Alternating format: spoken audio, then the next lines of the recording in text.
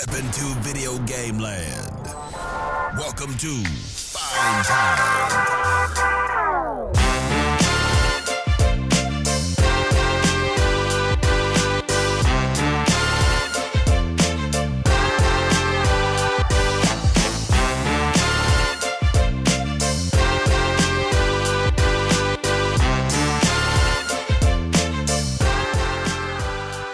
Hello, party people. Hello, Fine Time people. It's your boy, Dre, and I'm here with my boy, Steve. Hey, what's up, guys? And, of course, because I can't forget him, I am here with my boy, Kevin. Kevin? Where is he? You know, he made such a stink about how he wasn't your boy, and then you give him the title, and then he doesn't even follow through. He didn't even show up. God damn him. He must be off being a family man. I mean, Jesus. It's fine. What are we going to do? I guess we'll do a show, huh? We'll manage. I wasn't. Yeah, so Kevin isn't here today. We were not planning on having an all-American big deal. Usually we warn you guys about that ahead of time, but we were not planning on this either. But, you know, hey, he is literally off being a family man. Duty calls sometimes, right? So you're stuck with us. Sorry. You said duty. That's it. That's all you got for me? Are you also not here? Am I doing the show by myself? I mean, like, you have to be fucking with me. That part's later, you know that. Oh my God. Oh, okay, you know what? Never mind. I'm going to save my regrets. I'm going to save my gripes for later. I'll take it out on you later. We have a game coming up that I don't think Steve is going to like, but I'm rooting for his success, as I always do on Fine Time, but I'm not sure he's going to like doing this one, but we'll see. Regardless, we talk about video games up front here on The Big Deal, and this time, Steve, I played the big one. I feel like it's been a while since I played the hot new game. You're overdue. I am overdue. So I have been playing Saros.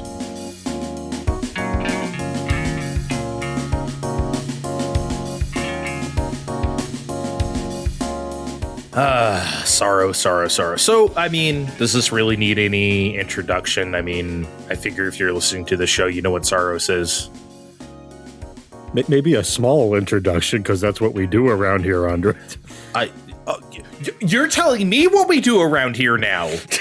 After you left me hanging in the breeze, flapping on the, what is it, the clothesline? I thought we were doing a meaningful pause. Oh, but yeah, very meaningful.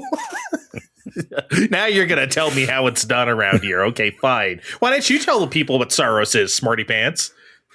You're the one that played the game. I mean, I could tell everyone at home that it's the sequel to Returnal, a game that I played on PS5, but you're the one that played it. Okay, jeez. You're right. I've been over. Okay, now I agree with you. I've been overstepping. I am not doing my duty on the show. Okay, I agree with you. But yeah, that's exactly what it is. Returnal, early PS5 hit. What was that? March, April 2021, maybe May. Shit, I think that was still previous Creative Endeavor time. When I played that, you didn't. I don't think you had a PS5 yet. I didn't, but when I got a PS5 and then Royale with Cheese, that was one of the front runners on it. I'm like, yay, I could finally play it. And then I played it a lot, and it kicked my ass, and I didn't beat it. And then they announced this, and I'm like, well, I can't play this until I beat Returnal. And Andre's like, who's stopping you? I'm like, well, me. I'm stopping me. I don't feel right doing this. You don't have such qualms. No, I don't. I definitely don't. I am playing Saros because I want to see the shit. I loved Returnal. I thought it was really fun. And so, yeah, I was excited to see a follow-up. I guess 5 years later. Damn, I guess that's how long it takes to make a game nowadays. There was certainly room for improvement. Returnal was not perfect. But yeah, Saros is definitely Returnal 2. Yes, it's a spiritual sequel. It's not literally called Returnal 2, but it is. So people who were looking at this being like, oh, I didn't really care for Returnal, but maybe I'll like this one. No, if you didn't like Returnal, you're not going to like Saros. Steve, let's start with perhaps our most consistent and not necessarily favorite, but oft returned topic on Fine Time. Graphics on PlayStation 5, baby. How many more? Well, how much longer can we really have this? Really, so let's enjoy it while we still can. I know, right? I feel like graphics on PlayStation 6 won't have the same ring to it. It's the 5. It's the mouthfeel of 5. It's the 5. Yes, I'm glad you agree with me on that. It really is. Yeah, man, this game looks incredible. Returnal already looked incredible. Back then, I don't know what engine they used for it. It doesn't really particularly matter.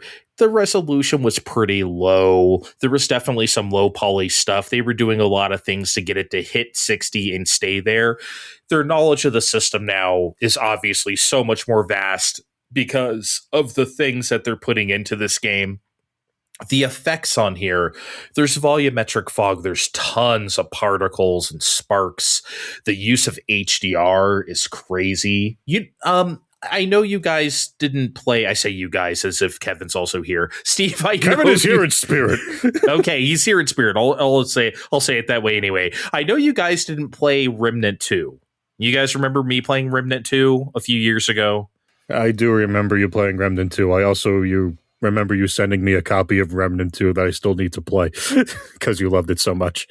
It is the best. I love that game. This is like Remnant 2 on steroids visually. Like, just because as impressive as that game was, because Remnant 2 was like the first Unreal 5 game to really look like that and like do procedurally generated levels and yada, yada, yada, right? Have all the, what's the word I want? Nanite. On display in full bloom in a game like that's running at 60, allegedly, if you have VRR. I thought that game looked great for its time. This looks so much better than that Saros does. So that's kind of my jump off point. Not necessarily Returnal, which was so long ago now that it doesn't really hold to this. But yeah, you get all the familiar shit. You get alien planets with like red flora and fauna. The Metroid-ish touches of Returnal, Steve, I'm sure you noticed, those are still here in Saros as well. Though that kind of organic level, not level design, but just art design. The flourishes, yes. I made careful note to note those when I played Returnal for the show and gushed about it. Yeah, it's great. This game even has, what's it called in Horizon where you go into like the den of where like the machines are made and you like shut it down. You know what I'm talking about? There's like a few areas like that. Yes, I don't know what it's called offhand though. Yeah, there's areas that look like that in Saros as well, which are very impressive and mechanical and cool. But yeah, this satisfies me. I have a fetish for, I want as many things on the screen as possible. That's what I keep calling for this generation. This game does do that. It's not like in your face about it like Astrobot or something like that, but it's there. The only thing that kind of sucks visually about this game is that the cutscenes are 30 frames a second, and they're just like, it's trying to be cinematic, Andre. Oh, please. And they're like, they're not as low resolution as like some other stuff that I've seen do this recently, but it doesn't look great. And I'm not sure why they're 30. It doesn't look better for being 30. So usually when you cut the frame rate in half for a cutscene, you're like turning on a bunch of lighting. You're doing a bunch of stuff. That's like, oh, okay, they want this to look great for a reason. Saros doesn't seem to be doing that. So I don't know. You would question the artist's intent? Yes, I very much would. That's what the show is built off of. And we're going to be doing it a lot later, too, as you well know. There's some very smart gameplay things here in Saros that I really appreciate. So the currency in this game, Lucentite, when you kill enemies, Lucentite? I think it's turned into our friend Vin Lucentite. Lucenite? That sounds like what I was gathering in the first one, but it's been a bit while. I forget. Let's say Lucenite. That's the currency in this game. When you kill enemies and that Lucenite appears, that shit disappears so fast. You better grab that shit. This is not a game where you find an arena of enemies, you shoot them all, then you go gather up all your goodies. No. You better be on top of it. I love that. I love that you have to be active during battle to get your shit. It disappeared fairly quickly in Returnal, too. Is it faster than that? Yeah. I mean, I think so.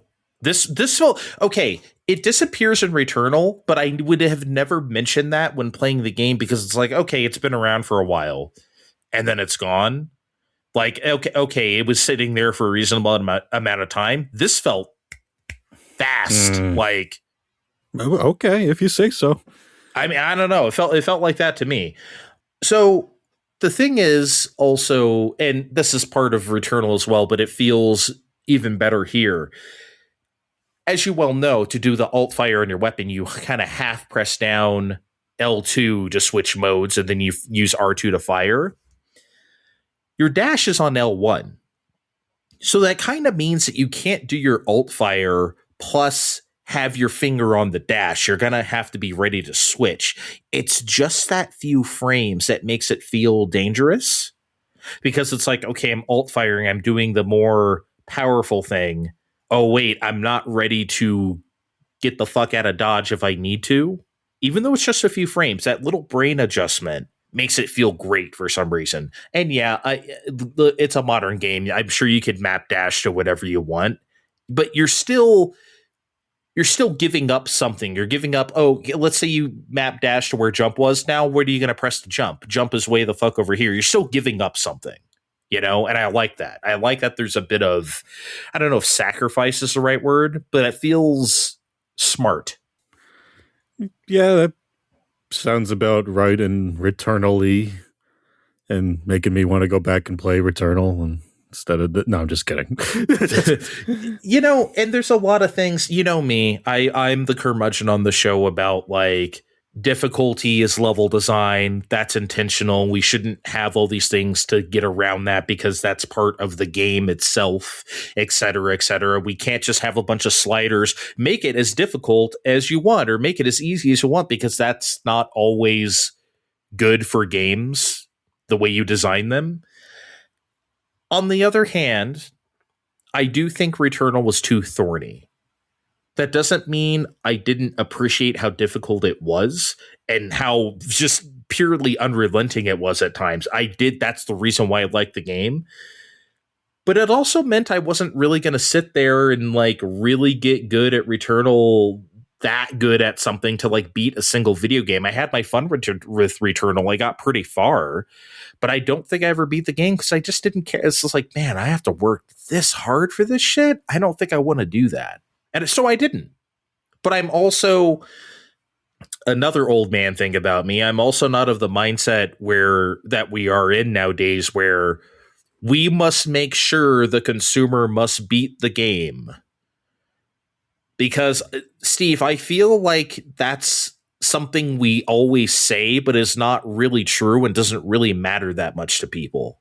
Because if you look at, and I get this is a bit unscientific, Steve, if you look at like the trophies for like you beat the game trophy or you beat the game achievement on Xbox, those are very low, even for like the easiest games. I think most people who buy games don't beat them, no matter how easy or hard they are. So I just think that's kind of a fallacy.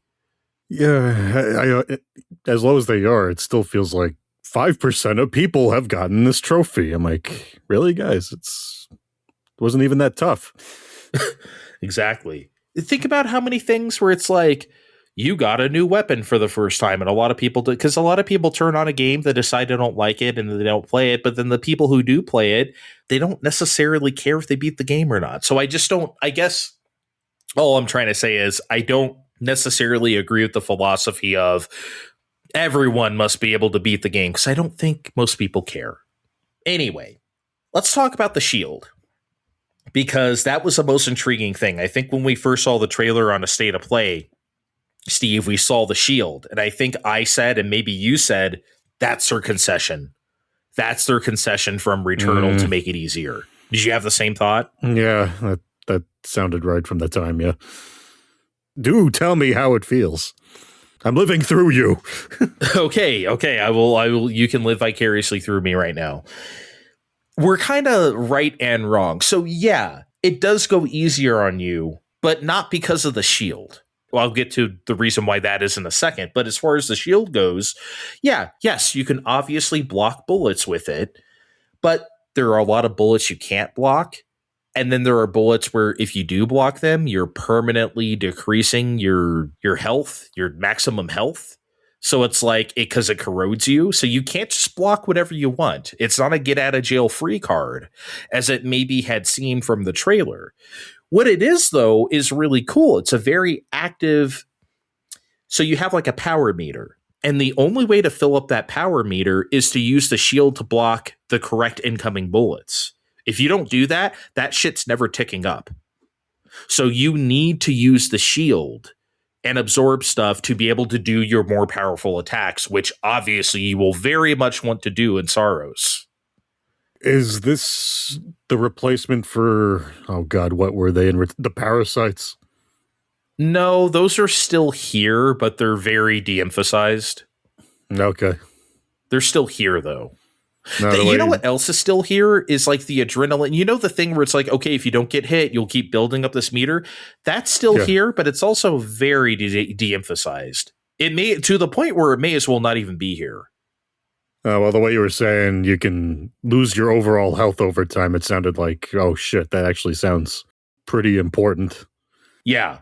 And there's ways to get rid of it, but they're not easy. Point is, the shield just turns out to be another cool layer of fun gameplay, not necessarily like a difficulty crutch.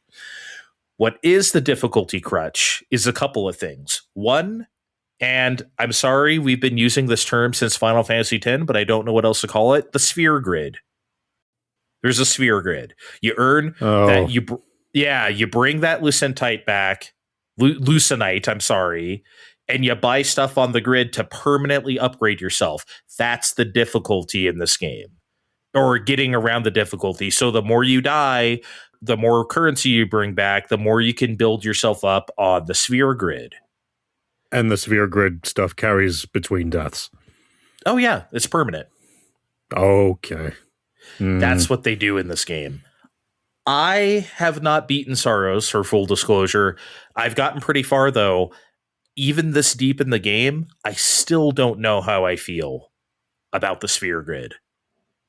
Because you can see its pros and cons. I do like the progression of it, but I'm also not sure that I don't like the pureness of the runs anymore. But I feel like this is the reason why people like Hades, or the reason why people like other games where you do this kind of stuff, because that makes them feel good. Oh, I'm progressing even though I just died 15 times. I think that's why those games are like very mainstream.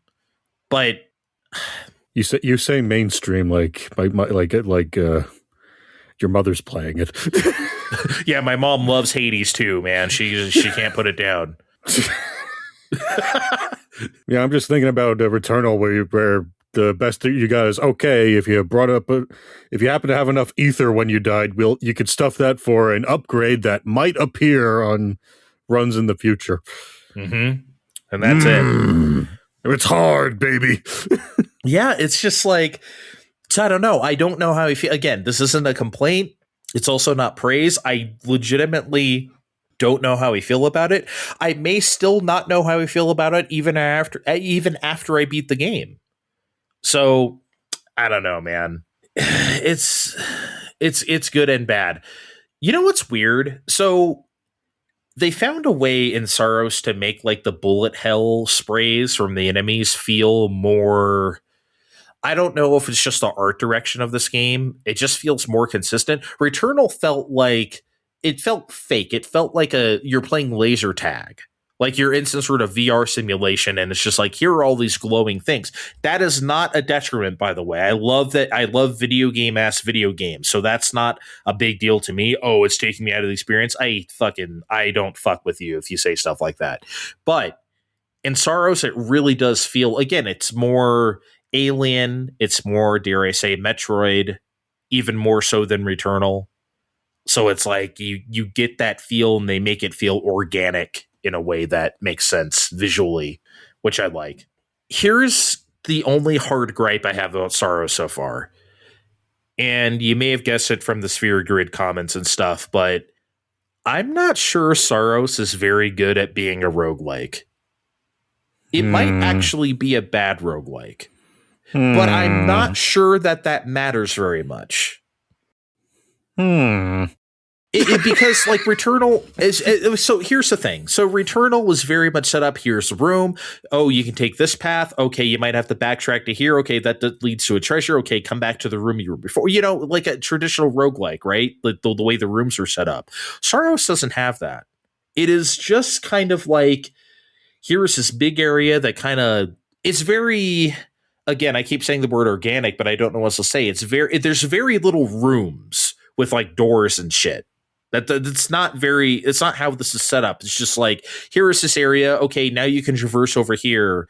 Now you can kind of zip line over there or here with the double jump, or now you can jump really high or whatever. And because it's that open, that also means that the levels can't be very designed. Right. It makes it feel different from Returnal, that's for sure. But that also makes it kind of bad on a roguelike sense. Also, again, I'm fairly far into the game. I think the weapon variety kind of straight up sucks. There's a pistol, there's a shotgun, there's a rifle, and it's just like there's variations on them, but there's not, for me personally, I really like a lot of different types of weapons in a roguelike. I'm not saying everything needs to be Enter the Gungeon, but like, I mean, we've all played Binding of Isaac. Think about how many different permutations of tears you can get, or like whatever. Like Saros just doesn't have that, in my opinion. About how long have you spent in Saros so far? 15 hours, I would say. Closer to 15 than 20. And that's all you've seen? Yeah, well, there's more stuff. I mean, I'm trying not to, I don't know if it's a spoiler for me to say everything I've seen. I'm trying to be a little bit vague here, but let's just say that like I haven't seen more than like a few weapon types that matter, that feel very different. I'm using my Returnal experience to be like, there's a bunch of these fucking guns, and yeah, you're making it sound like there's not so many of these fucking guns. There's not so many of these fucking guns. There just isn't. And again, that may not matter to everybody. That matters to me as someone who likes this genre a lot. There's also none of the like, correct me if I'm wrong, it's been a very long time now. Returnal had shops, right? They had shop rooms. Yeah, there are these broken down whatevers that you stuffed your money into and stuff popped out, yeah. Saros doesn't have that. Then what's all the money for? You only bring back the money to use on the Sphere Grid after you die. That's the only thing the money is good for. I don't know if I like so that. You don't, but here, as you can imagine, that takes away, it's like, okay, because they don't have shops, it takes away the stuff of like, okay, I'm having a good run. I can go into the shop and buy some stuff to extend this run or get this cool gun because I'm having a good run right now. Or fuck it, I'm not having a good run. I can just die. If I die, I die. .gif, and like I can bring back the Lucenite to buy more shit for the Sphere Grid. You don't get that choice because there's no shops. I gotta say, I'm suddenly less concerned about your earlier point where the Lucenite doesn't stay on the screen very long, because my incentive to get it, where man, I'm gonna need it for that shot coming up, doesn't exist. Yeah, so that kind of, in my opinion, that sucks. That doesn't sound very cash money of them. Wow. You can't. You just can't. It's forbidden on Fine Time. Didn't you read the fine print? Not lately. Oh my God. Added as of May 2026. Yeah, I could go on, but like basically Saros is so far, again, maybe I'll have a wrap around. I'll be like Kevin. I'll talk about Saros every episode for 3 or 4 episodes. For now, the way I feel about Saros is that it's a sequel of give and take. You know, it does some things better, it does some things worse, and ultimately, right now, I feel like Saros is more fun on a gameplay level, but it's also less interesting. And so far, I had more fun with Returnal. That could change as I go on here, but so far, and it's not by much. It's really not by much. I like Returnal just a little bit more. They're both great games. If you loved Returnal, buy Saros. Steve, you should definitely buy Saros, no matter what I say here today. Definitely do this. I'm gonna do it after I finish Returnal. You fucking play a sounder. I need a break. You're coasting with Fine Time.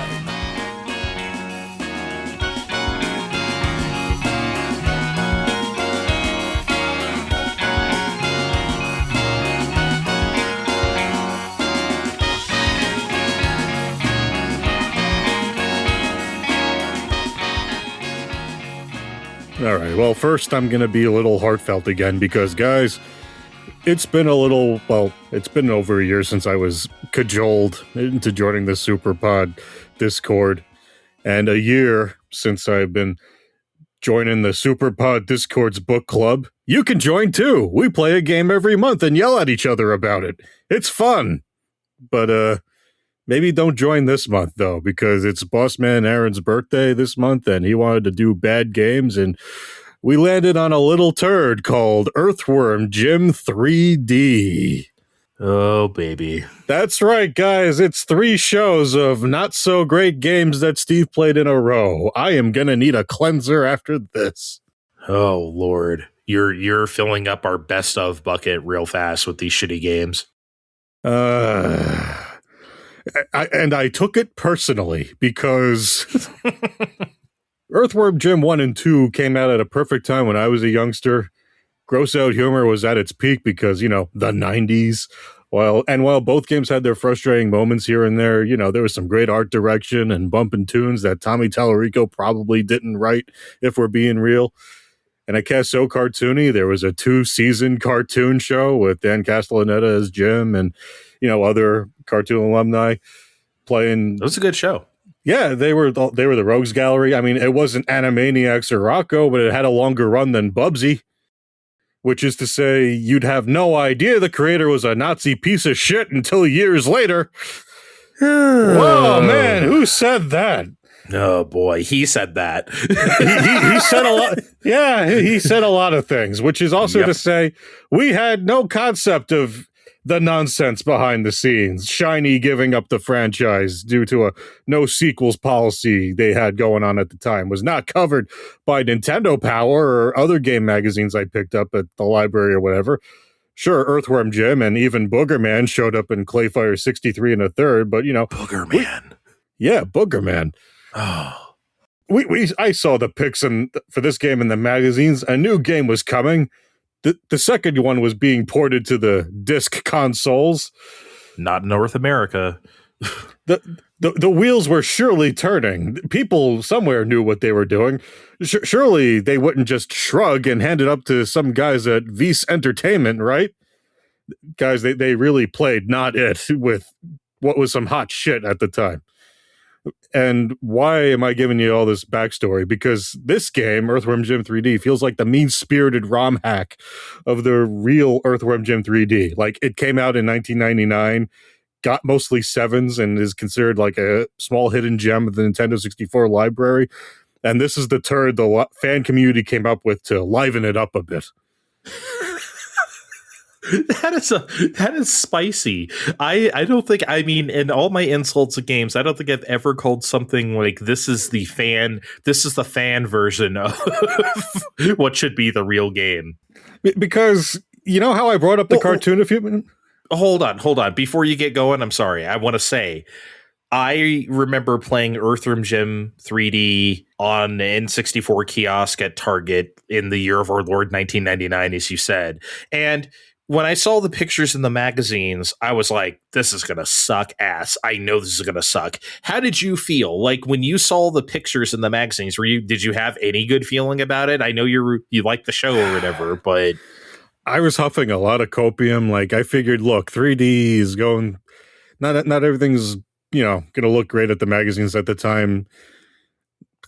I know Zelda 64, what we'd later call Ocarina of Time, wasn't always looking the best necessarily at the in a screenshot format. I'm like, look, maybe this is some sort of avant-garde shit they're trying to go for.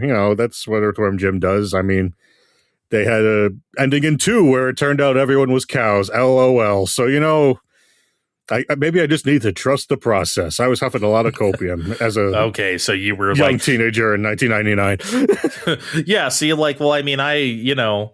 was a much later teenager in 1999 than you. So I was just kind of like, I knew what was up. I was like, this is not going to be good. I can tell. And then I put my hands on it on the Target kiosk, and that controller may as well have been covered in sludge. I mean, it was Target. So, I mean, the controller was gross anyway, but it just, that felt so bad in the hands. I was like, yep, that's as bad as I thought it was going to feel.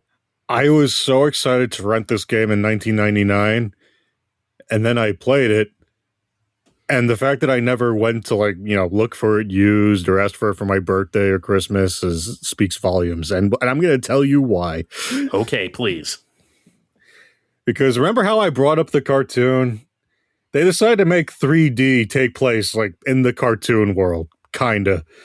Because you got Castellaneta playing Jim. Jim Cummings is playing Psychro for some reason, even though he's only in there for one boss fight. And there's this half-baked plot about how Jim is in a coma because he got hit by a cow. And modern medicine, which is just a nurse that looks suspiciously like his sidekick, Peter Puppy, someone I omitted earlier because anything interested he does not happen in this game, can help. So the only hope for quadruple brain damage is if Jim's superego personified goes on a tedious collectathon-y adventure inside his own mind to collect his marbles. Get it? Because they're lost alongside a bunch of golden udders, instead of stars. And, oh, God. I'm exhausted already. Yeah. And we were already huffing even more copium in the Discord about how this could be worse because, we had Batman Dog Tomorrow on here. Superman 64 is on here. And that could be true. This could be worse, but I think those games are probably better. Batman Dark Tomorrow at least has some fun cutscenes or no, this might be worse than either of those. You know what this game is? It's tedious because he controls okay enough, but he's stubbornly stuck with the minimum of moves he comes with. He jumps. He can briefly do the helicopter thing he used to do with his head. And he shoots a gun that can be swapped out for other guns from vending machines now again. He can do the whip thing with his head. But we're often repeating the same tasks on a loop in levels that can be generously described as mostly empty space with a small theme to get these stupid udders. We're running an obstacle course, and then this cow general's like, okay, go do it again in less time. I'm like, come on, but we just did it. I don't want to do it again. And it wouldn't. And what makes it worse is that the levels don't remember the state they're in when you die. Like in other games of the time, like Mario or Banjo-Kazooie, besides udders collected, which makes things like lives incredibly pointless. This might be an unfair question to ask right now, but is this better or worse than Tonic Trouble? Better, but not by much. Oh, wow. Okay. Because this is sounding mad Tonic Trouble-y to me. It's very Tonic Trouble-y in that, despite them allegedly working on it since 96 or so, they said there was, I keep looking around, this was apparently being worked on since 96 or so. Doesn't feel like it. You could have fooled me. Because speaking of things being tedious and incredibly pointless, there's the boss fights. I'm sure you might remember in the first two games, there were a bunch of unique ones where you had to, whip a crate into a guy's ass in a dumpster, and other ones where we had to, do other things that, sort of played with the environment around you. But here we just go surfing on a pig to collect missiles while your larger-than-life foes have considerably more powerful hardware like a tank or a UFO, while you collect 100 out of 100 marbles on a board to win. Isn't that wacky in Earthworm Jimmy? No, it sucks because you still have your health meter. They don't. And the camera is just at its most shitty here. It's already not that great, but it's even more shitty here. You have a jump that you can use to try and evade stuff, but you'll never get the timing down just right for when you hear the shots coming. Your best bet is to hide behind walls, but you can't always guarantee that. And it's about here I lost my will on this. The second boss of this fat fuck of an alien just keeps firing heat-seeking ketchup at me. And I got no other real recourse other than get good. And I just, however many bad games in a row later, I'm just sitting here trying to rationalize why I need to power through this one too. Maybe if a bunch of you guys start powering through this, I might get some FOMO, but I don't see myself finishing this one, you guys.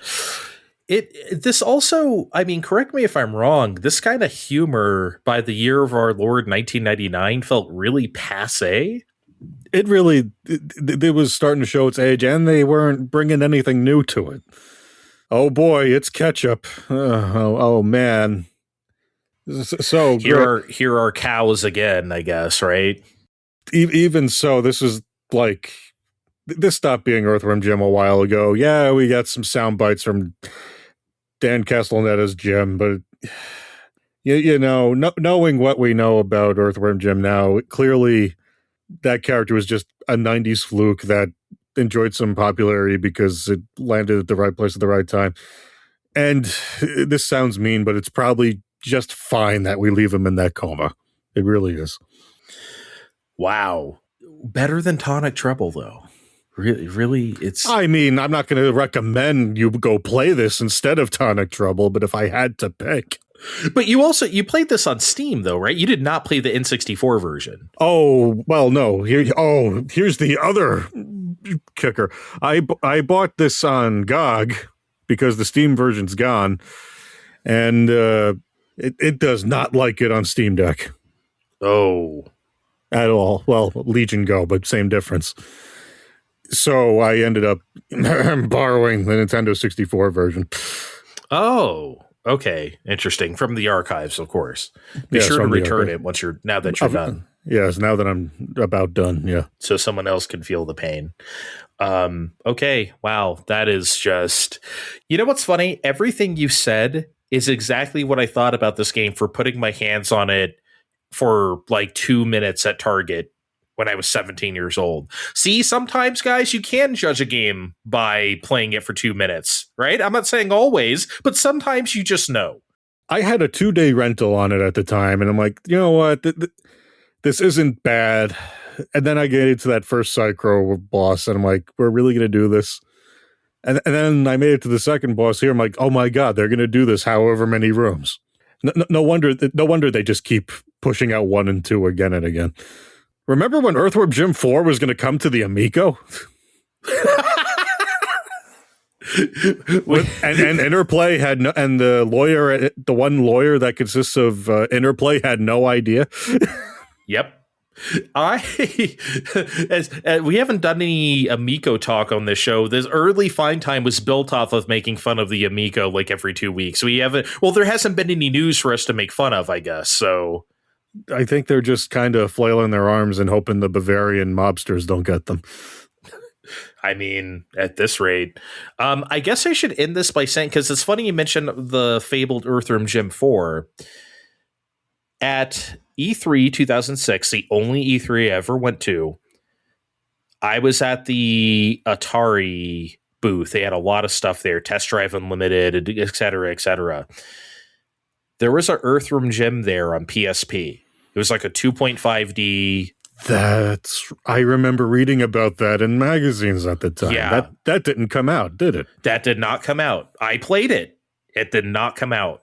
Because the first level, and I think it was I don't know if it was the only level on the demo. It probably was, but it was a remake of a New Junk City, basically. It wasn't exactly like it, but it was like very close, like a Sonic Mania kind of thing. Not Right. the level you played before, but based on it.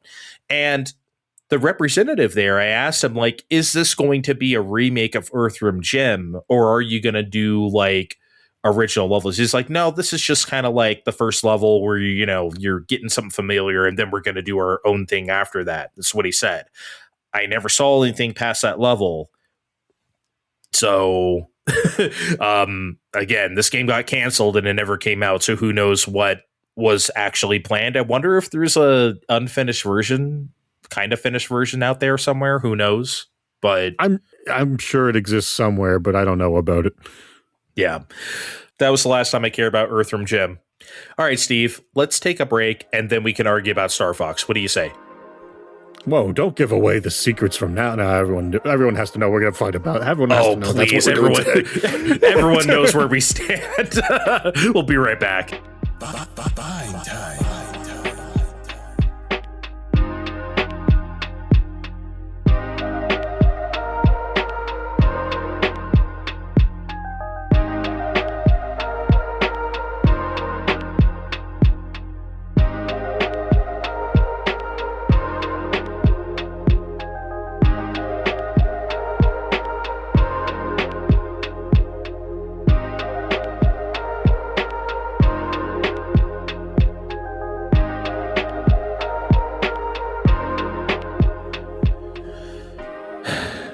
Okay, we're back. It is time, Steve. We must argue about StarFox, like two grown men that we are. Yeah, there's no real dancing around it. We are mostly opposed on this. So why don't you tell everyone why you're wrong, and then I'll.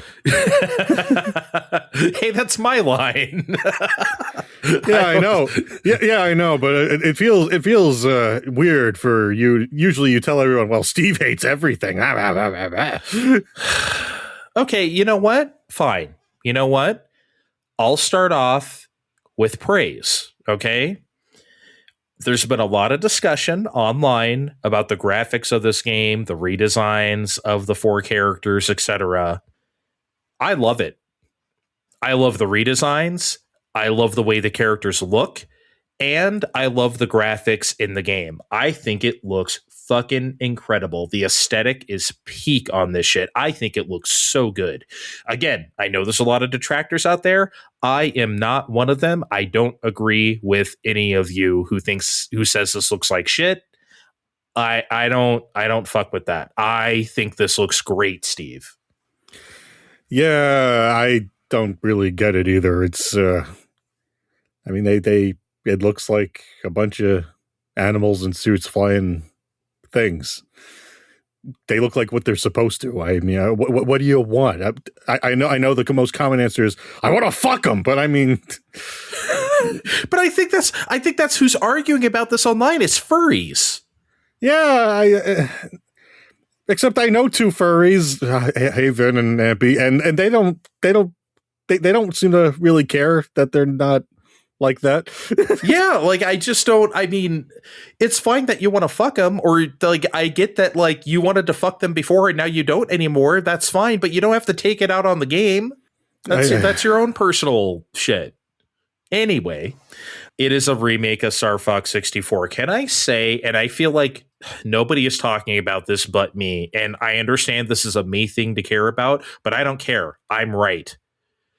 I think it is insane that a remake of StarFox 64 is called StarFox.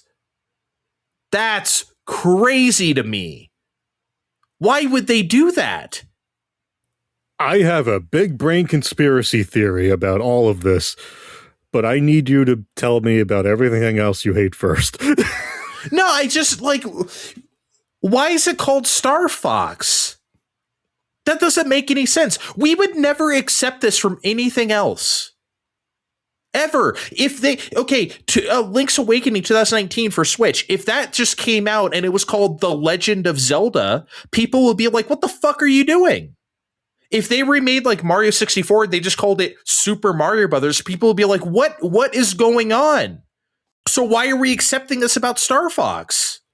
Because it is like the however manyth retelling of this same story where we start at Corneria and we end up at Venom to beat the snot out of Andros. Okay, but those are all different games. StarFox is not StarFox 64. No matter how many people like to say, well, it's just a remake. No, it's actually not. It's the same story, the same, like, whatever opening crawl they have in StarFox, which was just a small story bit to get you to play a rail shooter. That's all it was. It wasn't like this deep story or anything. It was just there so you have a context to what you're doing. StarFox and StarFox 64 are not the same game. There is a game called StarFox, and this is not a remake of that. It's a remake of StarFox 64. Does anyone care about me? You're just sitting there. Can someone help me? I know it's not going to be you. I'm going to help you in different ways. Well, actually, no, I'm not, because I know you're obstinate, but I might help someone else. I'm waiting.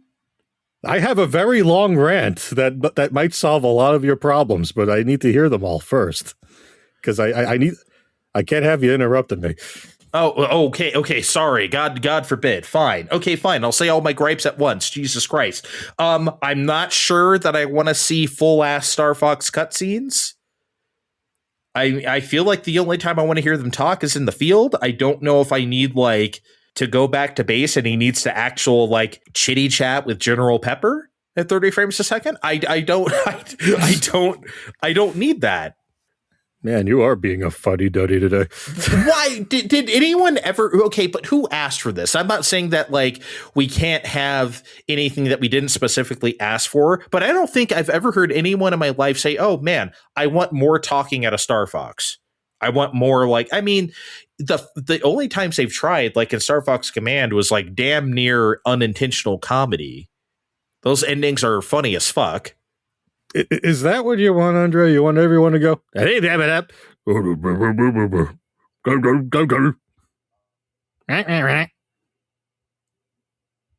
be bad if I said yes? No, I don't want that.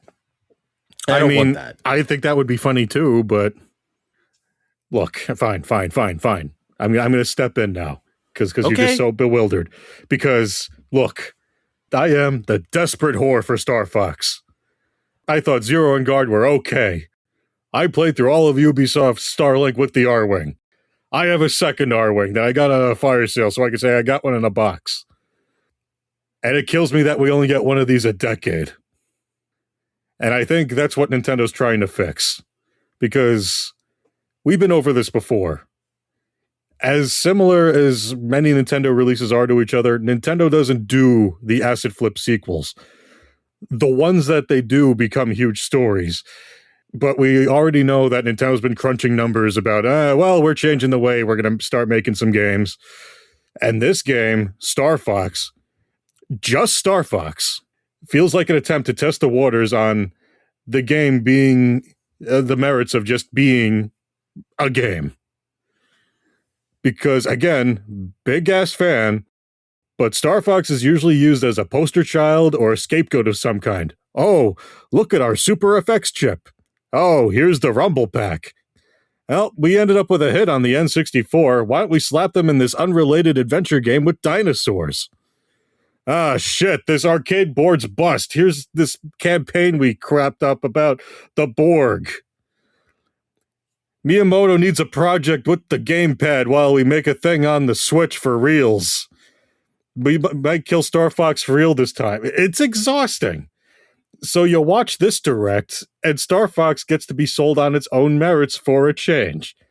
StarFox is a rail shooter. You have wingmates you need to keep alive. There's a branching campaign that unfurls depending on how you play. You can enjoy local and online multiplayer. Yes, it's it's mildly frustrating to be sold this campaign again.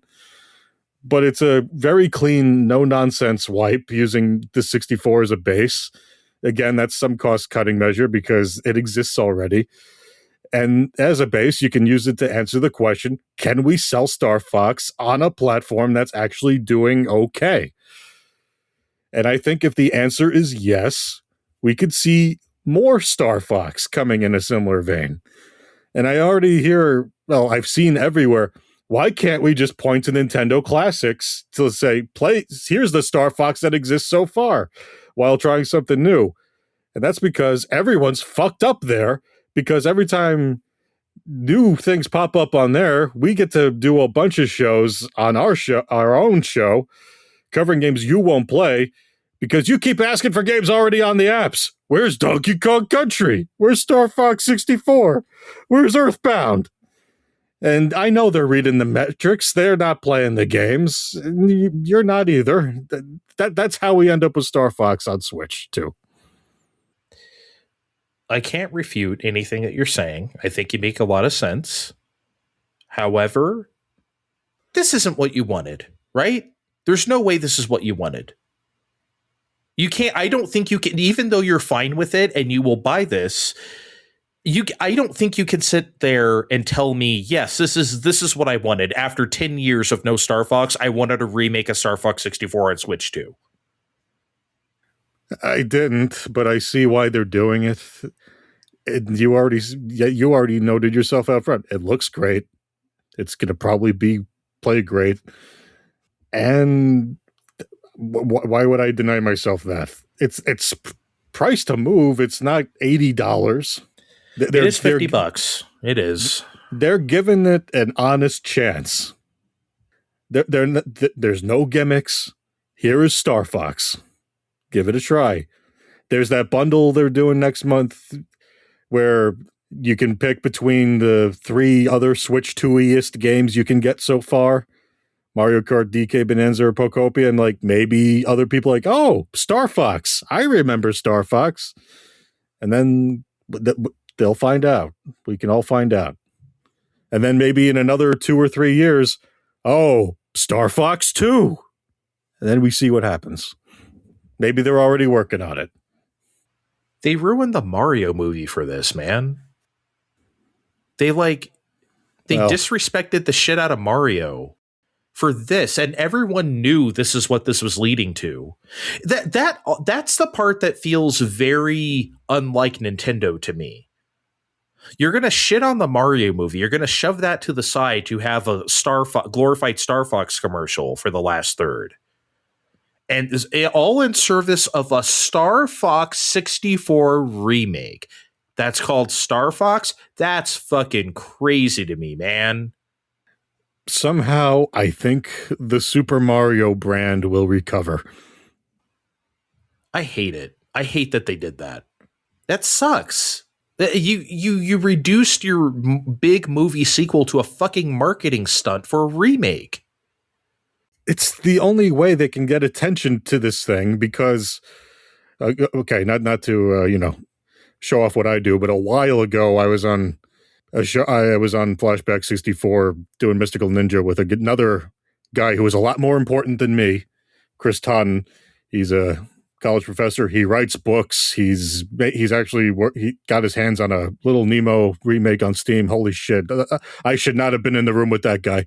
Don't you feel like a fucking asshole when you're on a show like that with somebody? Because I do. Because they'll ask them like, oh, what do they do? They have all these credentials. They ask me, okay, what's up with you? I like video games. I'm a video game guy.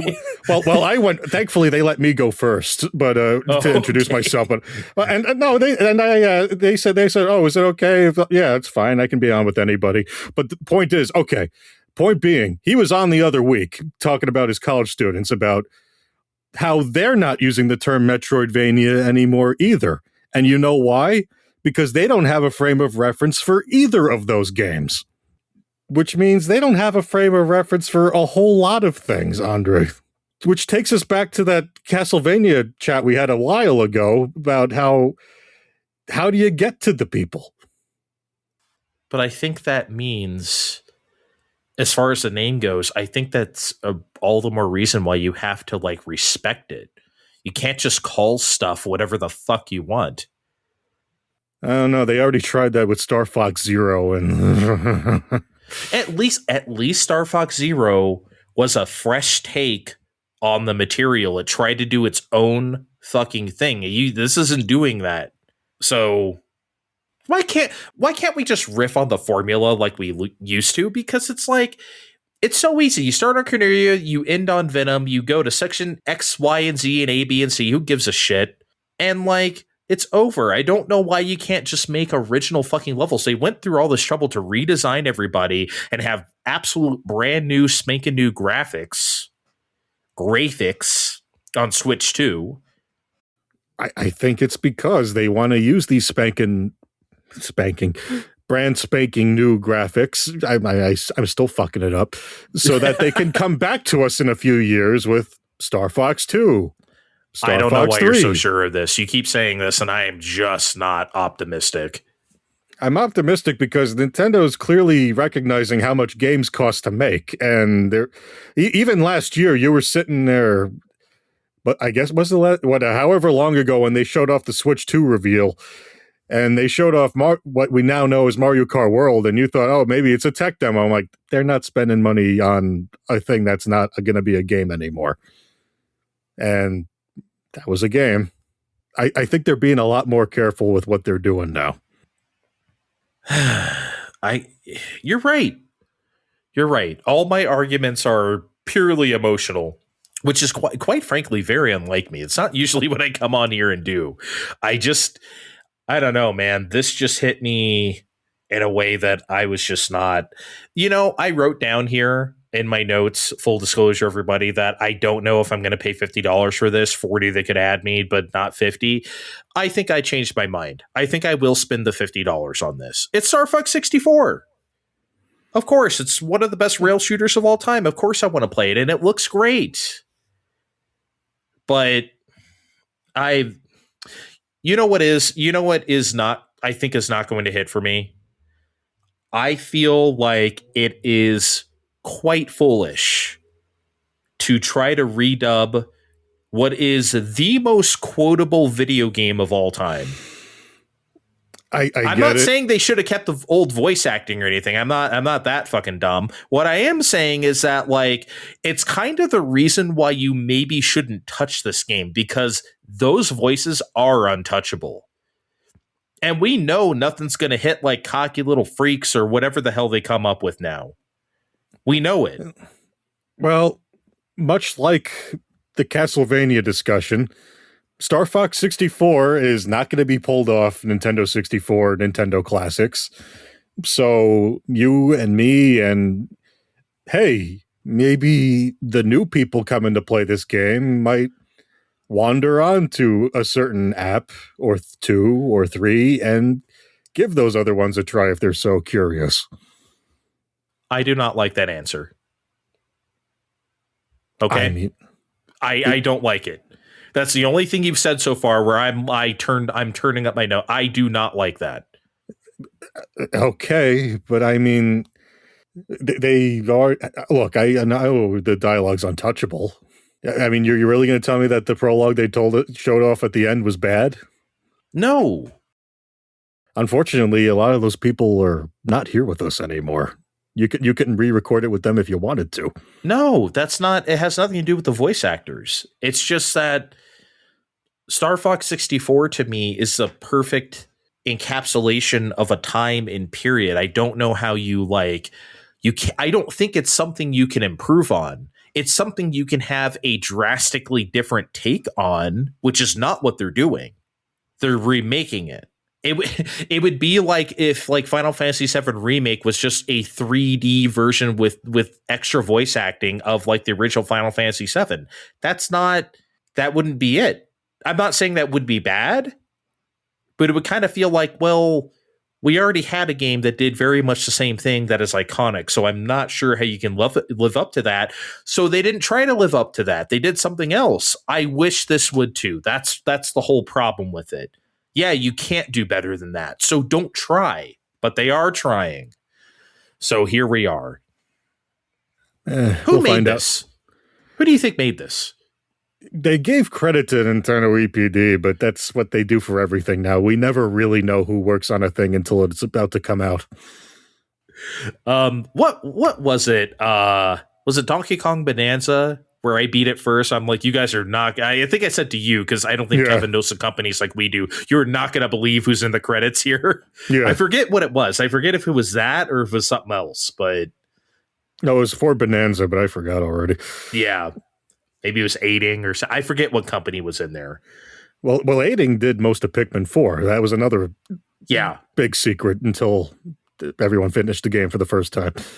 Doesn't Artica do like pretty much all their X99 games or whatever? Or like, yeah, whatever is a 99 or a whatever on Nintendo, that's pretty much them. Except for F-Zero, that was NST being freed from the cage, from the first Donkey Kong cage, the mini Mario cage rather. Yep, now they got their shit together. Yeah, okay, fine. I mean, at the end of the day, my bitch ass is probably going to buy it. So, I mean, fuck me, right? Whatever, I guess. But at the very least, you're going to hear from me and Kevin because even though he's not here, he told me to tell all of you that he's Team Pro StarFox. So, we'll be playing it. I mean, y'all deserve each other. Wow. Salty. Andre is salty today. I am. Sorry.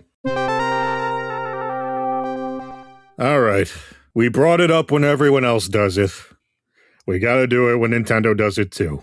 Because on May 8th, when, along with all their other financial reports, Nintendo issues their own press release saying that the Switch 2 console will be increasing in price by $50 in both the US and Canada, from $449.99 to $499.99 and $629.99 to $679.99 respectively, effective September 1st. Meanwhile, Japan will see similar price increases on the region-locked Switch 2 and Switch 1s, not the region-free Switch 2 somehow, along with a modest bump in the Nintendo Switch Online subcosts, effective May 25th. This almost seems too easy, doesn't it? I mean, this was expected by us for months, right? We kind of like, I don't even want to say speculated. We just assumed it was going to happen. And now it's here. I do think it's interesting that they're giving everyone this much of a heads up, though, because back in the day, you remember how it was? Because, well, this is obviously different because it was price drops. But like, I remember when probably the last console price drop there was when PS4 dropped from 400 to 300 in like 2017 or 18. That shit was immediate. It was sent out. This is new MSRP as of right now today, right? Because they don't want anyone being, oh, we're going to drop it on September 1st because then no one's going to buy your console for 3 months. So I get that. That's different. At the same time, I am surprised that they didn't just, here's the price now. Well, that's what everyone else was doing, so we all figured they'd do the same, but here, they're just giving everyone time. I already brought up earlier that they're putting out a demo. Amazon already has it up for pre-order where you can just, hey, these are 3 of the hotterest Switch 2 only games that show off what it can do, and it's still at the same price point that we got the Mario Kart bundle for last year. I mean, not to pat a corporation on the back, but at least they're trying. It's not 100% feasible for everybody, but I mean, you have some time. It's something. And look, the console's worth it, obviously. So I get it. $500 is a lot of money, but look at what a PS5 has gotten to, or God forbid, a PS5 Pro these days, right? So $900. I mean, holy fuck. I ain't paying that. I'll pay this for Switch 2, though, which obviously we already did. But, hey, it is what it is. We expected it. That's the world we live in nowadays. There was the actual numbers in the financial report weren't that particularly interesting, but there was one thing in that report. Takashi Tezuka, the very long-standing Nintendo employee, I say employee as if he didn't make 1 billion games, he's retiring 42 years at the company. He is now retiring. When is it? June 26th, he's retiring. I don't know, Steve, if I have anything particularly insightful to say about him, so much as just like, he's the GOAT. This as far as the stuff I like at Nintendo, he was the most important person to me at this company, more than Miyamoto. Because if you ask me, Steve, he is the true Mario man. He is. You might even call him the real Mario Maker. Yes, that's what as of recently he it's Switch games like Super Mario Maker 2 or Super Mario Brothers Wonder, like all that shit is his. He's the producer on those still. And not just like a producer in name only, like they have to credit him. No, like he's hands-on with the shit. He cares. He was really making the rounds for 2 as well, especially I remember seeing him on Board for All of That, mostly because there was that while you were making all those levels. Yeah. He was the Mario Maker in Nintendo. You were the Mario Maker in real life. Like, I'm going to make 100 levels. I'm like, okay, here we go. I did. I don't know if they're good. I don't know if they're all good, but I made them. They were better than mine. I don't know. You made some good ones. Okay, you know what I want to do to illustrate this to people? I want to read his credits for his first 10 or so years at the company. Let's say NES and Super Nintendo. Okay. This is what the man did in that time. Just so you know. First game he worked on was Devil World with Miyamoto. So he was the assistant director and graphics designer on that and Super Mario Brothers. Then Legend of Zelda, director, graphic designer, and writer. Zelda 2, he wrote the game. And then director for the following: Mario 3, Mario World, Link to the Past, Link's Awakening, Mario All-Stars, Yoshi's Island. Boom, boom, boom, boom, boom, boom. This guy was fucking killing it. That's 10 years of work. He's already a legend at Nintendo. This doesn't even cover the 30 years that came after it. All hits. I mean, what can you say? Right? Crazy shit. Assistant director on Super Mario 64, by the way, just so you know. You're right? Like, and then after that, he obviously ascended at Nintendo to like a more supervisory role and producer role, but he was still very hands-on with the games. He wasn't like just sitting back like, okay, I have a cushy exec seat now. He was a true video gaming man. And the reason why, I almost said the reason why I'm here is if he's like personally saved me from drowning in a pool or something. But I think you know what I mean. Like the reason why I'm doing a fucking podcast right now. Yeah. I think it's why a lot of us are here, because that early body of work informed a lot of video games. Yep. Whether you realize it or not. So, yeah. Yeah, so if you don't know anything about this guy, go look up his resume sometime past even what I read here and the stories people have told about him over the years, and you'll see. So Godspeed, Takashi Tezuka. Enjoy retirement. Enjoy whatever you're doing next. Hopefully retirement. It would be weird if he went to like Tencent and made like a new company or something, right? Oh, God.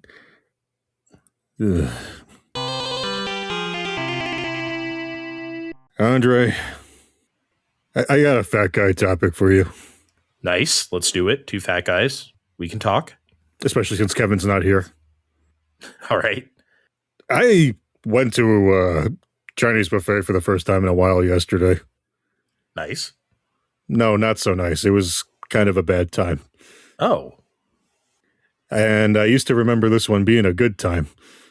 And what I'm more building up to is I'm more remembering like a long time ago when I used to go to Atlantic City, there were a bunch of casinos, especially this one that had, they had the buffets because they want you to stick your ass there and fucking gamble.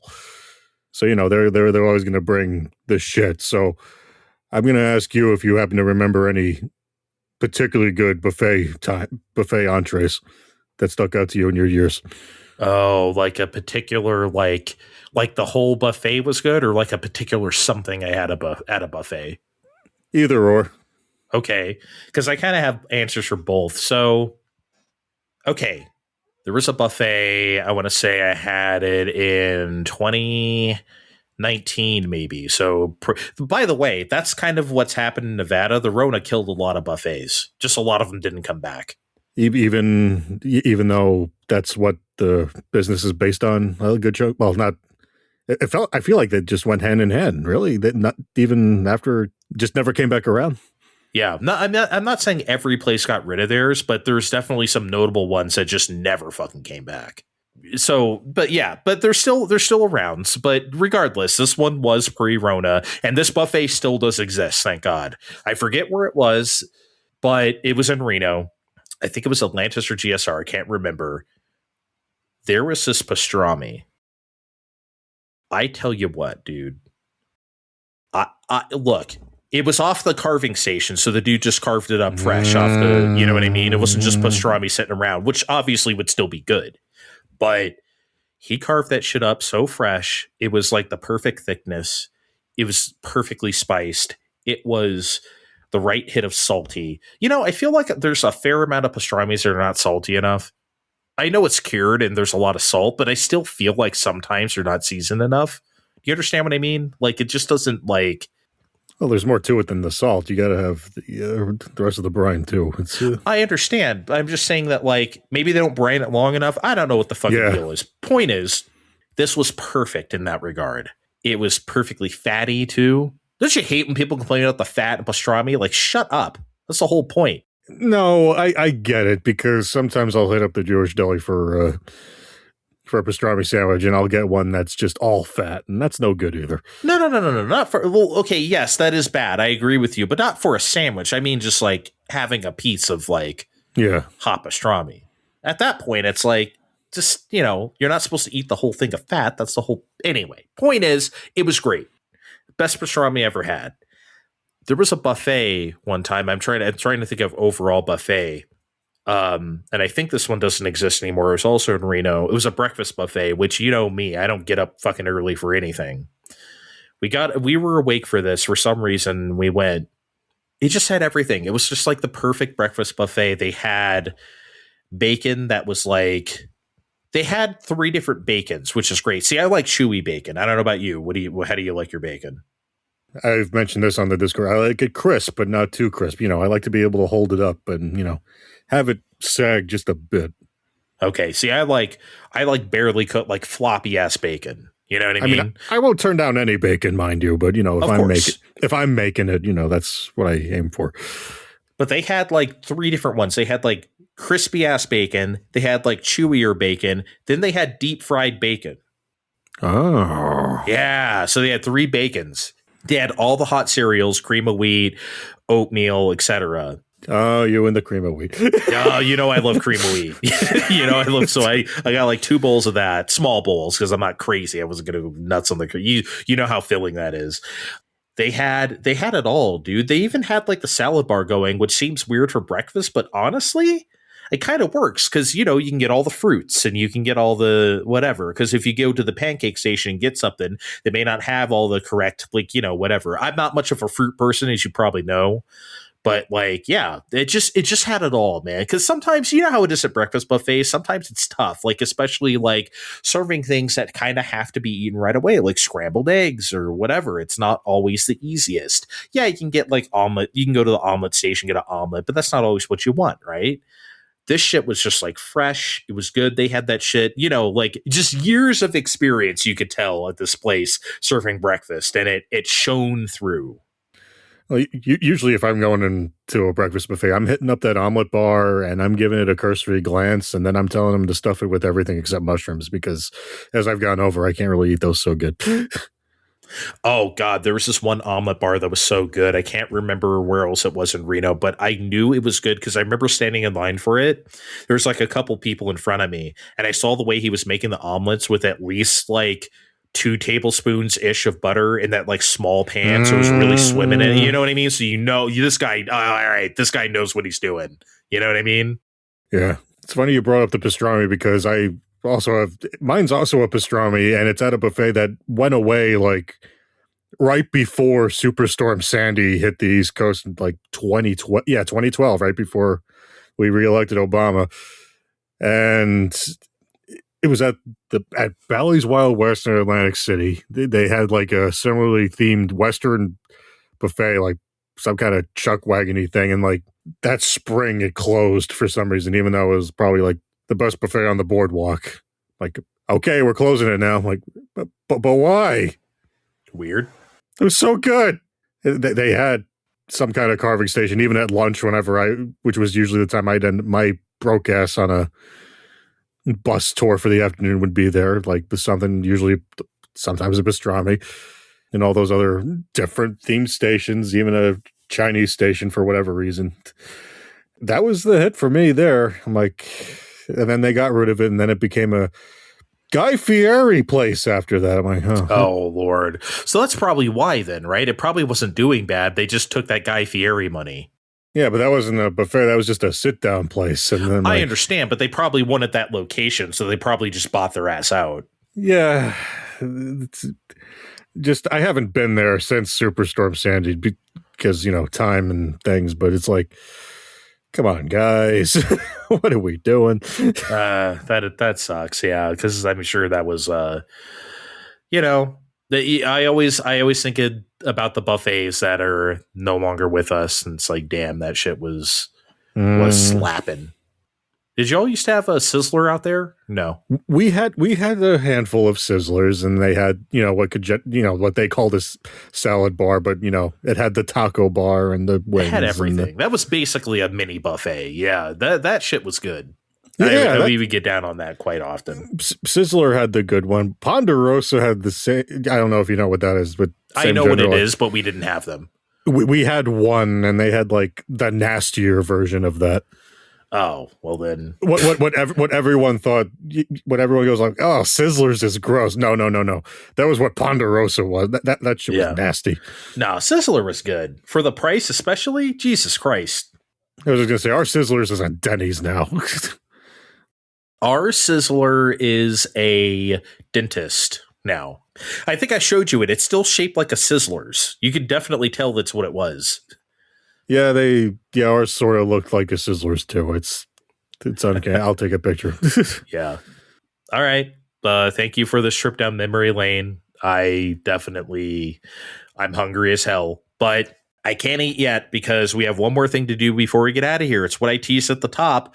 We have a game to play, and it's called Steve, name stuff off the board. I don't.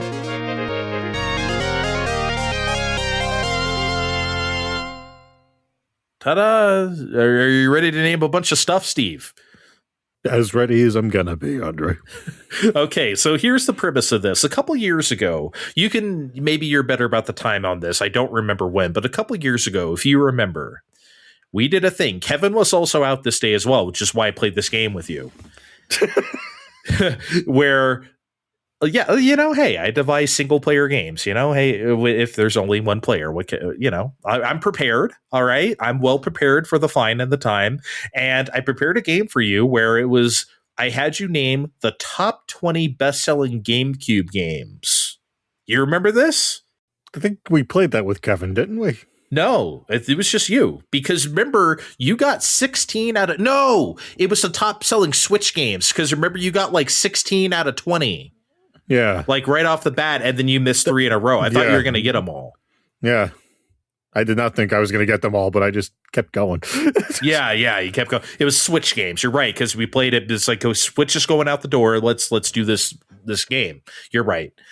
So I want to do something similar, but also tougher, because typically I give you guys like decent like topics that I know you're going to be decent at, because quite frankly, I don't think it's good radio if you like really bomb out on a topic. That's not very like fun, right?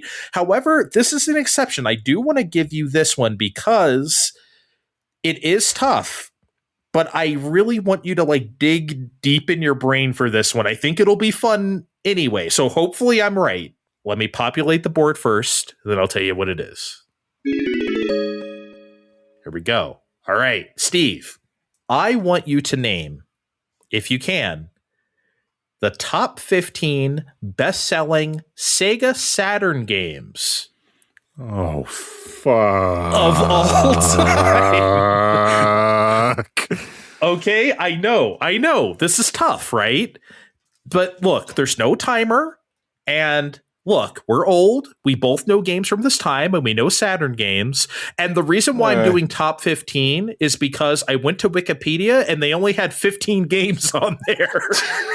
So that's all we got. Okay. All right. That's all we got. All right. So, hey, okay. Top 15 best-selling Saturn games. Whenever you're ready, you can say your first guess. USA or worldwide?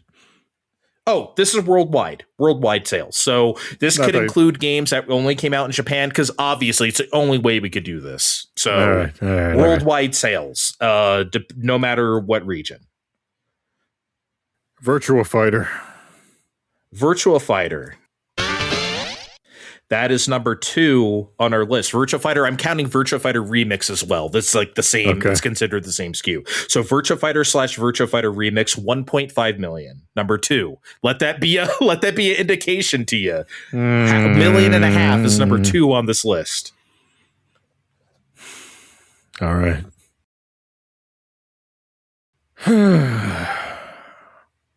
Daytona, USA. That is number 5 on our list. 1 million copies sold.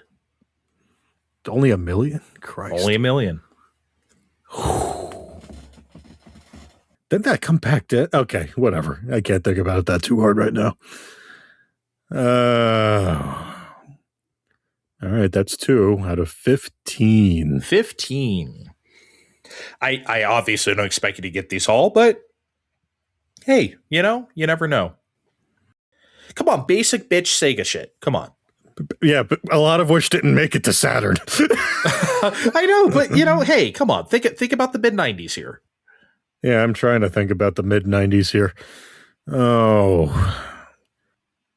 And it's funny because earlier today, Thrak was always saying, "Oh, you hate Sega." I'm like, I don't hate them. You hate them, okay? I hate Sega. and this topic is not going to help me improve my image. Oh boy, I am not beating the allegations. To be fair, I don't think he would be very good at this either. So, I don't think anyone would. That's kind of I know it's a tough topic, but Knights. That is number 6 on our list, or excuse me, number 10 on our list is Knights. Really? Okay. Yeah, 500K. That's the kind of numbers we're dealing with here on Saturn. So what can I say? Sonic R. Ooh. Sonic R is not on this list. And I'm going to look, I know this is hard, so I'm just going to give you a hint now. There's no Sonic on this list. Wow. Well, R would have been its best bet anyway. So that's 1 miss. We'll do the usual 3 misses, I guess, but come on, basic ass bitch Sega shit. I know you got this. Basic bitch fighting. Basic bitch Sega shit. Yeah. Except for how so much of it did not come to Saturn.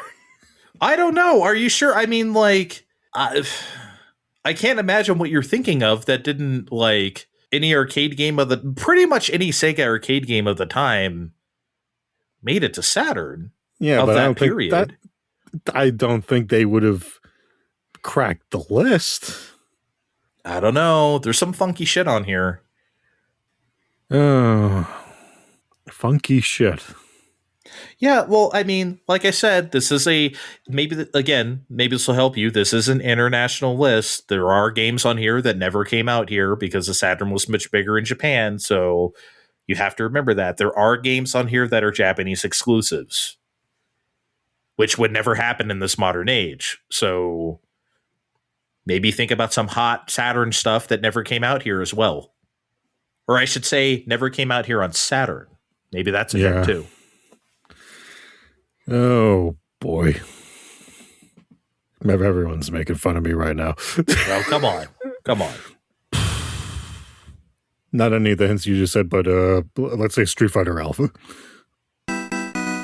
Really? Yeah, and I'll be real with you. If this were me, I would have definitely guessed Street Fighter Alpha.